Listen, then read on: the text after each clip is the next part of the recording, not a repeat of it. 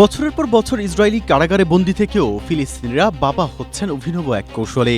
বন্দী অবস্থায় পরিবারের সঙ্গে দেখা করার অধিকার বা দাম্পত্য জীবনে একান্ত সময় কাটানোর সুযোগ তাদের থাকে না। তারপরও এই কঠিন পরিস্থিতিতে তারা একটি ব্যতিক্রমী ও গোপনীয় উপায় বেছে নেন। জানা গেছে, ইসরায়েলি কারাগারে বন্দী থেকেও গোপনে শুক্রাণু পাচার করে বাবা হয়েছেন বহু ফিলিস্তিনি বন্দী। কারাগারের কঠোর নিরাপত্তা এড়িয়ে কারাবন্দীরা কৌশলে তাদের শুক্রাণু কারাগারের বাইরে পাঠাতে সক্ষম হন।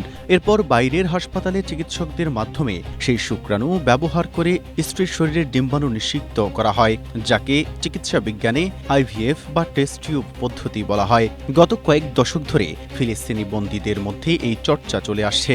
জীবন অবাক না করলে কে করবে? 28% মিল্ক ফ্যাটের অবাক করার সাথে ফ্রেশ মিল্ক পাউডার। জীবন অবাক করুক প্রতিদিন।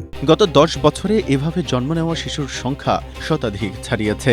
সাম্প্রতিক বছরগুলোতে বেশ কয়েকজন কারাবন্দী মুক্তি পেয়ে প্রথমবারের মতো তাদের সেই সন্তানদের মুখোমুখি হয়েছেন। উদাহরণস্বরূপ, দীর্ঘ 25 বছর পর কারামুক্ত হয়ে আব্দুল কারিম আল রিমাবি প্রথমবারের মতো তার সন্তানের আলিঙ্গন করার সুযোগ পেয়েছেন। তবে বন্দিদশার পর নির্বাসনের কারণে অনেক পরিবারের জন্য পুনরায় একসঙ্গে হওয়াটা বেশ চ্যালেঞ্জিং হয়ে দাঁড়িয়েছে।